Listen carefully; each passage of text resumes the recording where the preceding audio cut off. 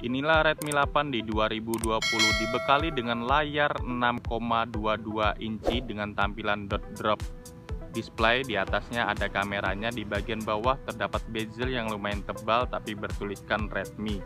Di bagian bawahnya dia terdapat lubang speaker dan lubang USB Type-C serta lubang mic dan lubang 3,5 mili jack audio. Di bagian samping kirinya terdapat SIM card tray yang berisi 2 nano SIM dan 1 SD card yang mampu diinput secara bersamaan. Di bagian kanan terdapat tombol power dan tombol volume bottom. Di atasnya secara mengejutkan dia masih ada infrared sensor untuk kebutuhan kita kalau kita remote TV atau remote AC dan sebagainya. Dan ada satu lubang kecil yang saya belum tahu kegunaannya apa, nanti kita cari tahu lah. Dan di bagian bodi belakangnya dia berwarna biru gelap yang glossy kalau ada pantulan cahayanya, jadi cukup oke lah kalau dilihat dengan mata. Dan terdapat 2 kamera, yang kamera pertama itu 12 megapiksel yang kamera utamanya dan 2 megapiksel untuk kamera deep sensornya yang efek bokeh-bokeh. Dan di bagian bawahnya itu ada bulatan kecil untuk fingerprint sensor yang masih ada di Redmi 8 ini. Beda dengan Redmi 8A itu nggak ada fingerprint sensornya tapi ada Face ID-nya. Nah, untuk bodinya sih oke banget dan cukup direkomendasikan untuk dibeli di tahun ini atau untuk dibeli di momen-momen yang bagus inilah. Ayo kita tes aja hasil kameranya seperti apa. Ini kita tes aja. Ini hasil kamera belakang seperti ini untuk mode foto biasa. Dan untuk mode potret seperti ini kita bisa fokuskan di mode potretnya, jadi belakangnya fokusnya blur seperti ini. Dan dia memiliki mode yang ketiga yaitu mode pro. Kita bisa setting ISO, bisa setting speed, dan bisa setting white balance-nya. Jadi untuk kamera belakangnya ada mode pro juga. Dan kita aktifkan untuk kamera depannya atau selfie kameranya seperti apa ini, dan mode selfie kamera atau kamera depannya untuk foto biasa seperti ini, dan untuk mode potret seperti ini. Di tampilan layarnya dia belum ada blur-blurnya sih kalau mode potret kamera depannya, tapi nanti di pemrosesannya saya sudah tes itu ada efek ngeblurnya kok, nanti kita bisa lihat hasilnya.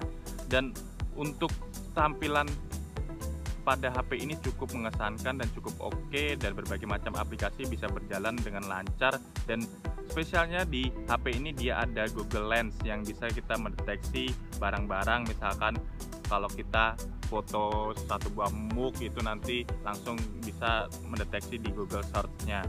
Nah, untuk settingannya atau informasi tentang telepon ini kita bisa lihat sendiri, ini informasinya yang lebih lengkapnya, keseluruhan spesifikasi. Nah, untuk spesifikasinya nama lengkapnya Redmi 8, dan dia mempunyai RAM 4GB dan mempunyai penyimpanan internal 64GB, dan CPU-nya octa-core max 2GHz yang cukup oke lah kalau kita pakai untuk bermain game atau kebutuhan sehari-hari lainnya. Jadi tidak ngelek-ngelek banget lah kalau HP ini.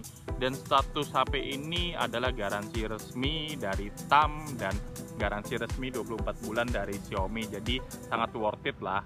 Ayo kita pengen nonton video pada HP ini. Kita tes untuk nonton video di YouTube seperti apa. Kita tes aja nonton video di YouTube.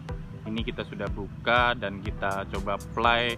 Untuk nonton video di YouTube 4K di HP ini cukup oke, dan ini full display, kita bisa melebarkan seperti ini. Jadi untuk nonton video di YouTube sih sangat oke dan sangat bagus kalau kita penyuka drama, film, dan sebagainya. Jadi nggak masalah lah kalau kita nonton video di YouTube seperti ini, dan kita nonton video offline pun juga nggak masalah, dan oke-oke aja sih untuk nonton video di YouTube. Dan hasil layarnya juga oke banget sih, nggak kelihatan kusem banget kayak layar-layar HP murahan lainnya, tapi ini kelihatan mewah juga lah. Ya sangat rekomen sih kalau Anda penyuka video atau film dan nonton video di HP ini. Untuk bermain game di HP ini cukup oke lah. Untuk HP sekelas 1 jutaan dia bisa mode high frame rate dan kualitas grafiknya tinggi di Mobile Legends, dan cukup oke dan cukup rekomen Dan Anda pengincar HP Redmi pasti mengincar untuk bermain game pada utamanya. Harga yang murah, spek yang tinggi, itu salah satu alasan untuk kita beli HP Redmi untuk bermain game. Ya, kebanyakan pencinta game sih pakai HP Redmi 8 atau Note 8 sih. Ya, bisa dibilang HP Redmi idola para pencinta game. Untuk game permainan PUBG dia sangat lancar di HP ini. Sorry nih, ini cuma simulasi game PUBG dan saya tidak download langsung PUBG-nya karena memakan kuota yang banyak. Jadi ini paling setelah saya review akan saya jual di toko online atau toko barang bekas seperti OLX. Jadi ya sorry deh, saya nggak download PUBG. Ada 3 kekurangan utama pada HP ini. Yang pertama, Snapdragon 439 yang turun dari Redmi 7 Snapdragon 632. Jadi performanya agak lebih lambat dibandingkan Redmi 7. Yang kedua itu kameranya di keadaan low light, gambarnya kurang terlalu jelas, jadi tidak direkomendasikan untuk foto di low light. Yang ketiga itu LED notifikasinya nggak ada di bagian kamera atasnya, jadi kita kalau menerima pesan dan lainnya itu tidak muncul LED notifikasi. Berikut spesifikasi lengkap biar Anda tahu kelebihan dan kekurangannya. Ini adalah hasil video di kamera depan Redmi 8, jadi cukup oke lah untuk warnanya, ya nggak oke banget sih, HDR-nya kurang sih kalau menurut saya, dan cukup oke sih untuk video depannya dan cukup rekomen lah kameranya. Dan ini adalah hasil video pada kamera belakang Redmi 8 ini, masih oke lah dan masih worth it lah untuk yang resolusi 1080 dan 30 frame per second, masih oke lah untuk videonya.